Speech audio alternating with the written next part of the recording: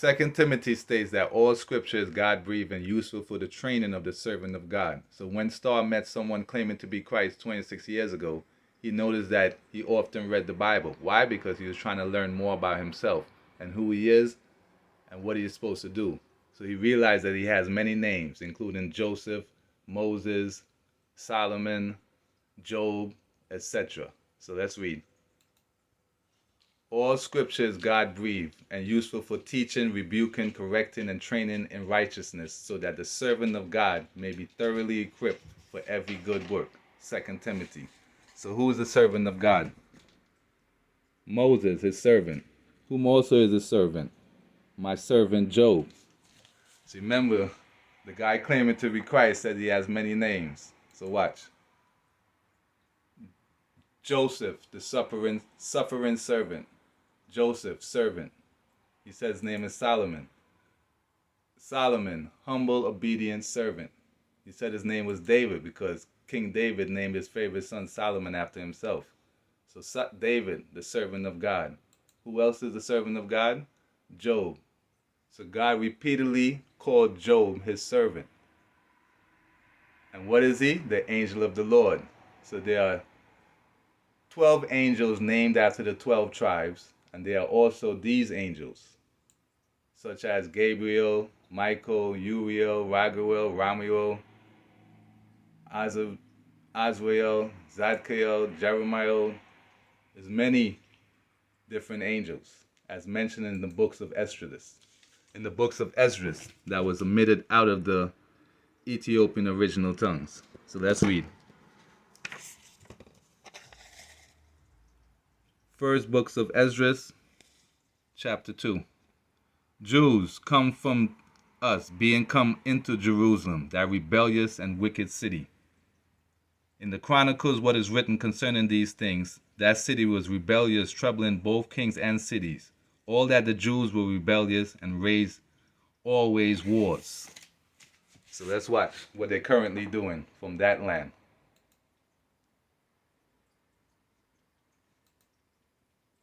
Netanyahu shows up in America and suggests that we need to go to war with a country, we instantly go to war with the country. Take a look at this compilation.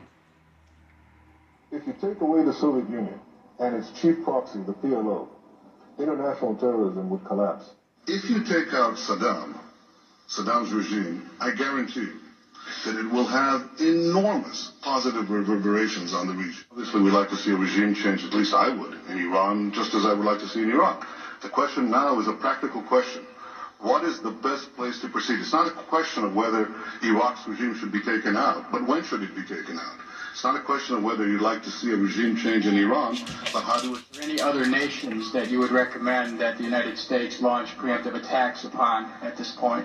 The answer is categorically yes. The two nations that are vying, competing with each other, who will be the first to achieve nuclear weapons, is Iraq and Iran. But a third nation, by the way, is Libya as well. Libya is trying very rapidly to build an atomic bomb capability. So you have here now three. All stand together to stop Iran's march of conquest, subjugation, and terror.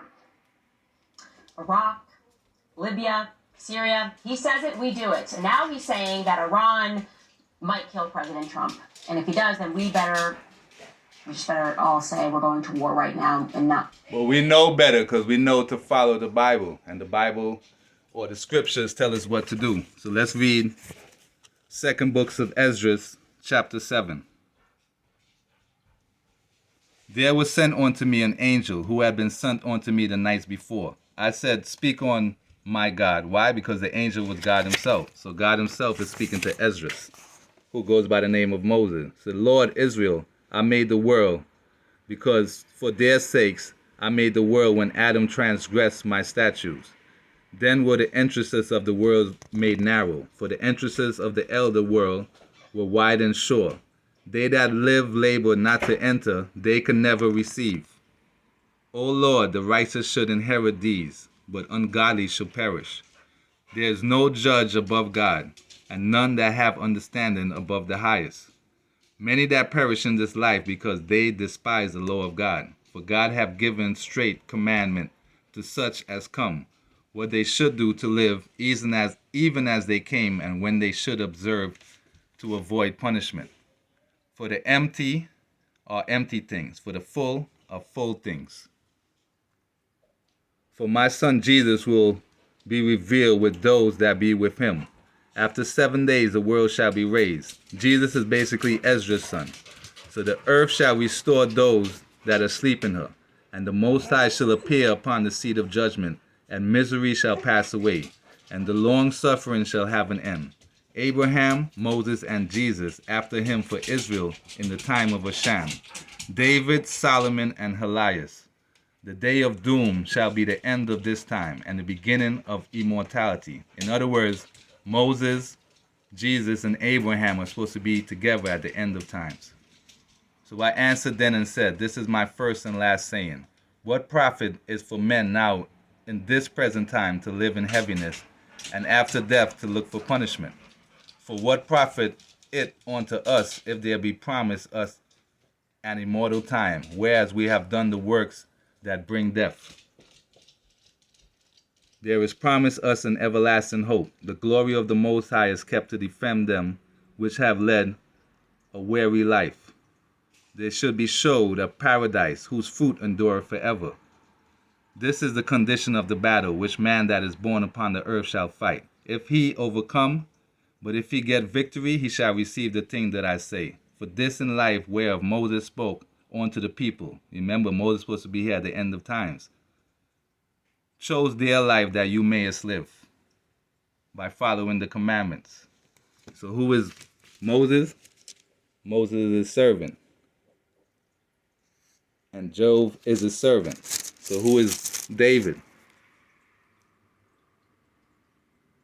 Offer praise and give thanks according to the commandments of David, the man of the true God. Who is also the man of the true God? On the top of Psalm 90. It will tell you straight up.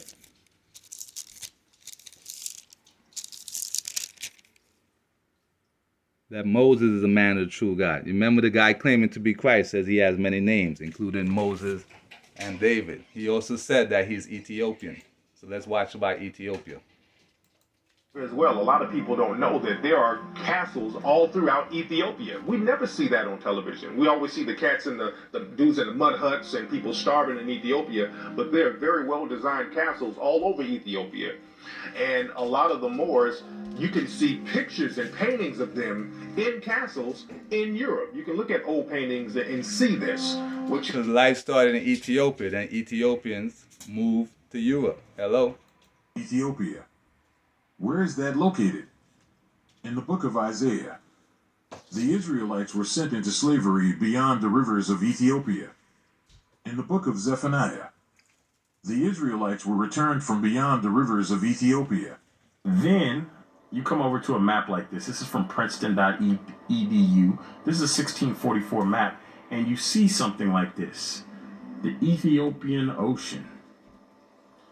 So it's beyond the rivers or waters or streams of Ethiopia. And over here, but they come across the sea. Remember, they come across the sea, and what do we see right here? Hold on. Is that a ship coming across the sea? A ship coming across the sea? Are these ships coming across the sea from 1644, the Ethiopian or the Oceanus Ethiopicus? That's the only sea I see that's beyond the rivers of Ethiopia or beyond the waters of Ethiopia. But let's keep looking. This is a 1644 map from Princeton. This is a 1710 map. Again, Princeton.edu. What do we see here? It now says the Atlantic Ocean. So between 1644, where you just have the Ethiopian Ocean here, you come over here to 1710, and now you have the Atlantic Ocean and the Ethiopian Sea. You don't see the ships on here anymore, do you? But look at Ethiopia. Go find a map of modern day Ethiopia. Now look the size they believed Ethiopia to be back then.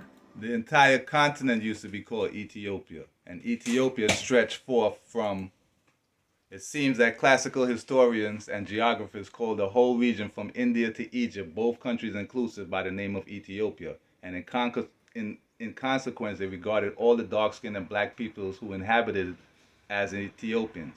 mention is made of Eastern and Western Ethiopians. Why? Because India used to be called Eastern Ethiopia. And what did the pagans of Egypt used to do? They started a paganism. Your idea is a little draconian. Well, if it's That's why Egypt used to be called the granddaughter of Ethiopia, and Egyptians were referred to as disobedient Ethiopians. Why? Because they started paganism in ancient Kemet. the word that don't exist, why is he using it in his doggone dictionary? And this is the cult of the dragon. The dragon is in the constellation of Draco. The cult of, and that's the form of the Great Mother. All the other goddesses, the Great Mother, take it from this one Great Mother. Pagan, pagan, pagan. It's the mother and the sun, and that sun is Sirius, the star system Sirius, are known as Soot. Now it's interesting, we had this draconian stuff up until 1907. See, Gerald Massey, when he went into the British Museum, he translated a lot of this stuff, and you can get all this in his works.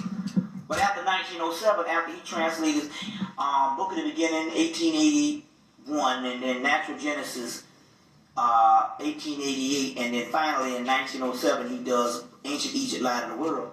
All this Typhonian stuff disappears. They lock it down, and only people who've been have access to it is your secret societies. Hello, start waking up. Follow God, not man.